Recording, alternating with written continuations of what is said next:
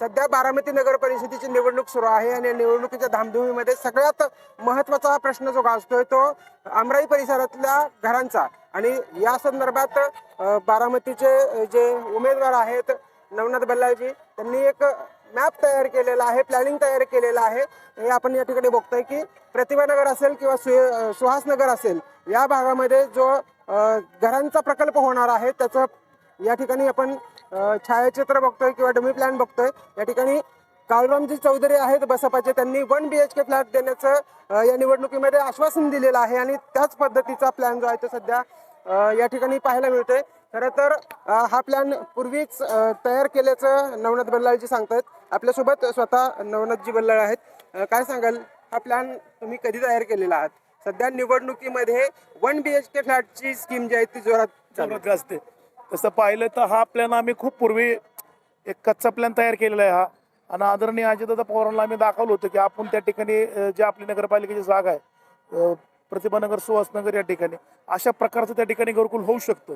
तसं पाहिलं तर एक मिनिट आपण पाठीमागे घ्या, हे 1 2 3 मजले असे शॉप असतील, त्याच्यावरती 4 मजल्याची घरकुल इमारत असेल, पाठीमागं खालच्या बाजूला सगळं पार्किंगची सोय असेल, समोरच्या बाजूला जे शॉप होणार आहेत साधारण हे शॉप 99 शॉप आहेत। आणि जे घर आहेत प्रतिभानगर सुहासनगरची 284 त्या ठिकाणी घर आहेत, त्याच ठिकाणी आम्ही नागरिकांना उपलब्ध करून देणार आहे। हा अंतिम टप्प्यात आहे, हा अंतिम टप्प्यात झालेला प्लॅन आहे। नगरपालिकेचे इलेक्शन झाल्यानंतर पहिलं प्रायोरिटीनं आमचं हे काम असेल, याचं अंदाजपत्रक तयार करून TS करून टेंडर काढणे। उर्वरित जे प्रश्न आहे इंदापूर रोडचा दादा सुनगरचा, त्याच्यावर जास्त बोललं जातं की शहराचा विकास आणि अमराई भागात त्या ठिकाणची परिस्थिती पाहिलं तर साहेब आतमध्ये छोटे छोटे बोळ आहेत, त्यातनं लोकांना जाता येत नाही, तर विकास काय करणार? त्या ठिकाणी आम्ही देखील विकास करायला हातबल आहे, पण त्या ठिकाणचे हे रहिवासी आहेत, अक्षयजी शेलार आहेत, उपाध्यक्ष राष्ट्रवादी काँग्रेस शहराचे ते आणि अन्य ठीक लोकांचं सहकार्य आम्हाला तिथे मिळणार आहे। त्यांच्या सहकार्य तो भाग जाता येत नाही तिकडे, पण तो विकासापासून वंचित राहणार का? नाही ना, त्या ठिकाणी तर आम्ही प्राधान्य देऊन त्या ठिकाणी घरकुल योजना तिथं ज्या अंमलबजावणी असेल ना ती प्रायव्हेट असेल, बाकीची कामं होणार आहेत। रस्ते, लाईट, गटरी, पाणी त्या ठिकाणी प्रश्न राहिलेले नाहीत। माझ्या गरीब लोकांना सर्वात जिव्हाळ्याचा प्रश्न असेल तर घरकुल आहे, 10 बाय 10च्या जागा आहेत। त्यामुळे हा तर प्लॅन मंजूर आहे, प्रतिभानगर सुहासनगरचा प्लॅन मंजूर आहे, ह्याचं फक्त काय TS टेंडर राहिलेलं आहे। त्या ठिकाणचं देखील आम्ही अंतिम निवडणूक झाल्यानंतर पहिलं काम असेल की त्या ठिकाणच्या लोकांना विश्वासात घेणे, त्याचा कच्चा प्लॅन तयार करणे, लोकांना कशी घरं होणं दाखवणे, तात्काळ त्याचं टेंडर काढून पुढली प्रक्रिया आम्ही राबवून त्या ठिकाणी या एक सुसज्ज असं घरकुल त्या ठिकाणी आहेत, त्या ठिकाणी आम्ही आदरणीय अजितदादा पवार यांच्या माध्यमातून उपलब्ध करून देणार आहे। ज्या भागाचा तुम्ही उल्लेख करताय दादासानगरचा, त्या भागातली लोकसंख्या किती आहे तिथं आता सध्याची काय परिस्थिती? साधारण लोकसंख्या 500-600 लोकांचं ते रहिवासी झोन आहे। आणि तिथं काय झालेलं आहे, जसं जसं कुटुंब वाढल्यानंतर आमच्या समाजातल्या लोकांनी स्टँडच्या पलीकडे 1 गुंठे 2 गुंठे घेऊन बऱ्यापैकी लोक तिकडे राहायला गेलेले। तिथं पाऊस आल्यानंतर ते काय झालेलं आहे, कॉन्क्रीटीकरण रस्त्यावर आहेत, जागावर आहे, तिथं खूप जुनी घर आहेत, असं अंतर आहे म्हणजे घर 2 फुटाच्या खाली आहे, पाऊस आला की घरात पाणी जातं। ज्यांची आर्थिक परिस्थिती चांगली ते स्वतःची घरं घेऊन इतर ठिकाणी राहिले गेलेले आहेत, ज्यांची आर्थिक परिस्थिती जरा हलक्याची ती लोक तिथं आहेत। त्यामुळं पहिलं काम आमचं असेल की झोपडपट्टी पुनर्वसन इंदापूर रोड, आणि ते आम्हीच करू शकतोय का तर आदरणीय अजितदादा पवार जे शब्द देतात ते पाळतात। त्यांचा शब्द आहे की या भागात मी एकही झोपडी ठेवणार नाही, सगळ्या ठिकाणच्या घरकुल योजना मी राबवणार आहे। झोपडपट्टी मुक्त बारामती हे दादांचं विजन आहे, ते पण ते कधीपर्यंत होणार आहे? साधारण तसं पाहिलं तर केंद्रात आणि राज्यात आदरणीय अजितदादा सत्तेत आहेत। येणाऱ्या काळात आपल्या 2 डिसेंबरला बारामती नगरपालिकेची निवडणूक झाल्यानंतर नगराध्यक्ष अन्य जे उमेदवार आहेत, या बारामतीतली जनता हे मतदार जास्तीत जास्त मतं देखील यांना निवडून देणारच आहेत। आणि नगरपालिकेचे कामकाज साधारण माझ्या माहितीने साधारण 2 फेब्रुवारीच्या आसपास कुठंतरी कामकाज सुरू होतं। ते सुरू झाल्यानंतर पहिला ज्या प्रश्न असेल JBला ह्या घरकुलचा असेल की आम्ही ते घरकुलचा प्रश्न तिथं मांडून मंजूर करून घेऊन त्याच्यावर कारवाई सुरू करू। पण एक अशी चर्चा सुरू झाली आहे की बारामतीत ज्यावेळेस काळूराम चौधरी यांनी 1 BHK फ्लॅटचा स्कीम आणली तेव्हापासून तुम्ही राष्ट्रवादीचे सगळे मंडळी सक्रिय झालाय, हा प्लॅन समजावून सांगण्यासाठी। साहेब आता नुसत्या घोषणा करायच्या म्हणजे त्याला काय लागते? तुम्हाला आम्ही नुसत्या घोषणा करत नाही, आम्ही तुम्हाला आंबेडकर वस्ताचं डेमो देऊ शकतो, त्या ठिकाणी 100 घरं बांधून दिलेले आहेत आणि 1 BHK ऑलरेडी फुकट दिलेले आहेत, तुम्ही देणार आहेत, आम्ही दिलेत। आणि हे कामं फक्त आदरणीय अजितदादाच करू शकते, तुम्हाला ना आम्हाला माहिती आहे का? तर महाराष्ट्राच्या पटलावरती बारामतीचे दाखले दिले जातात. आमदार खासदार त्या लोकांना सांगायला लागतं की आम्हाला निवडून द्या, आम्ही तुमच्या शहराचा विकास बारामती सारखा करू.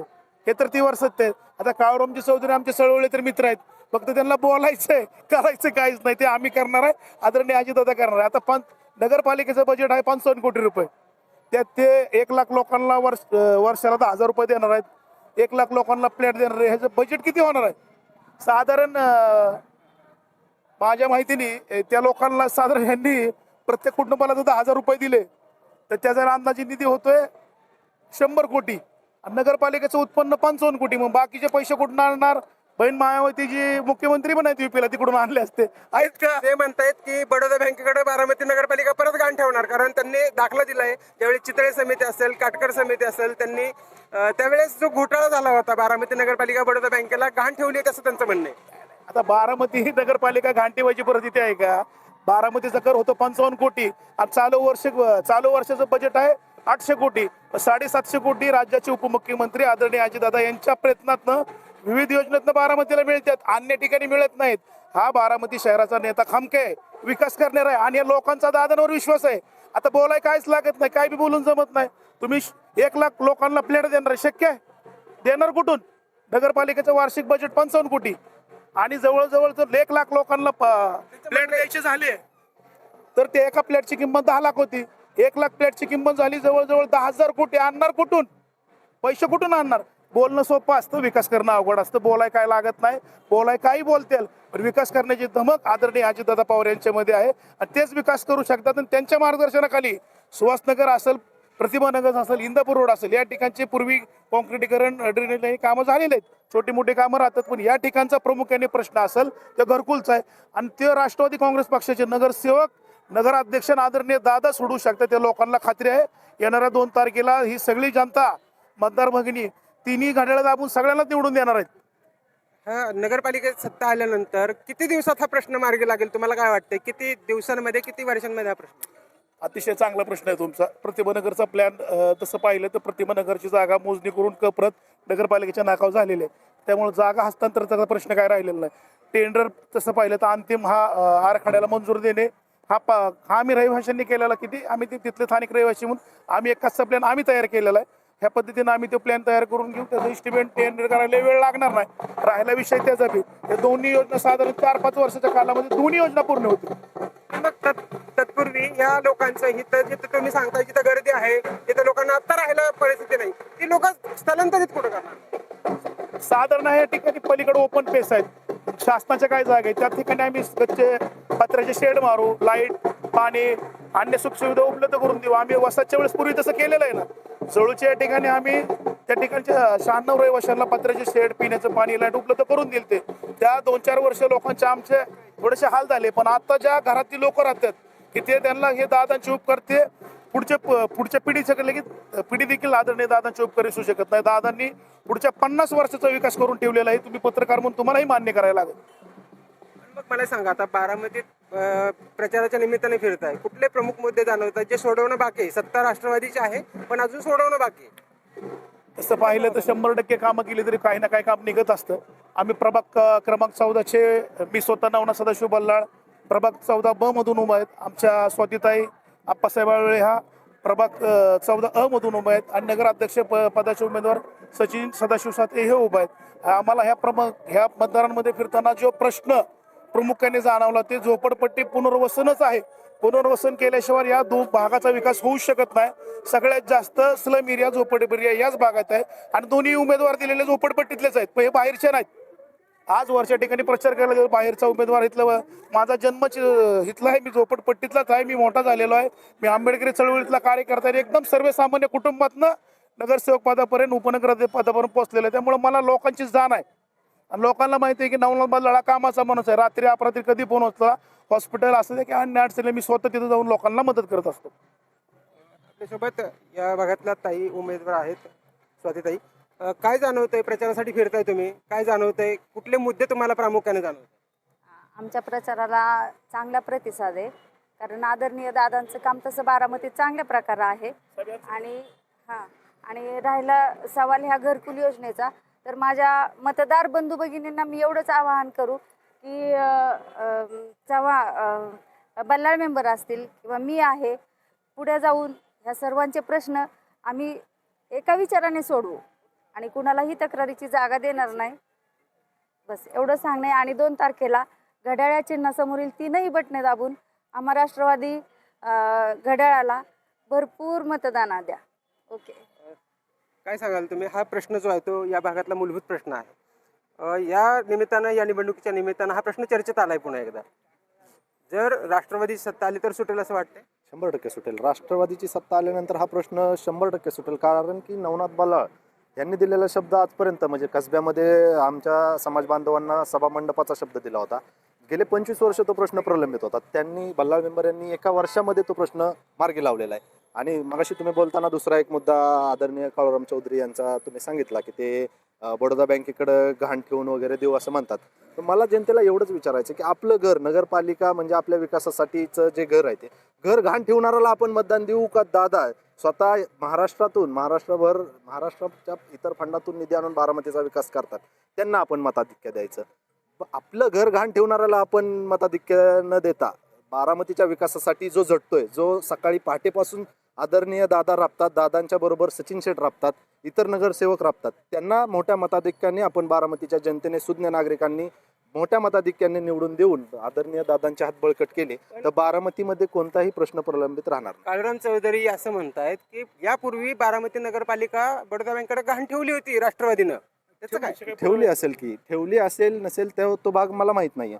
पण ते मागचे जे काय काम झालं असेल ते त्यावेळेस आपल्याला काय सांगता येणार नाही. परंतु इथून पुढे आता बारामतीचा विकास जोमाने मोठ्या ताकदीने होत असताना पुन्हा बारामतीची परिस्थिती अशी करायची का की गहाण ठेवण्याची वेळ आली पाहिजे?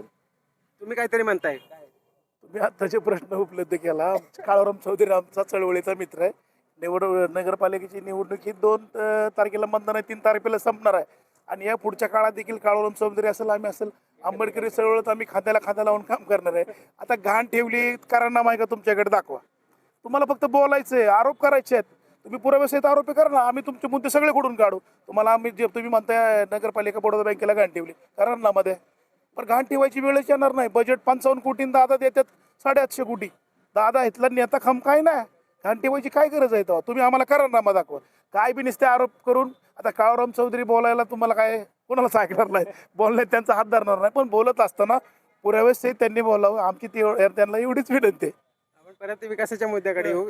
हा जो प्रकल्प आहे, हा सगळा जो आमराईचा भाग आहे, सुहासनगर असेल किंवा प्रतिभानगर असेल किंवा इथला दादासाहेब नगर असेल, यासह साठेनगर आहे किंवा बाकीचा अमराईसह खंडोबानगरचा एरिया आहे, बराचसा भाग जो आहे तो दुर्लक्षित आहे असं म्हटलं जातं की बारामतीचा विकास फक्त भिगवण रस्त्यापुरता झालाय. काय वाटतं?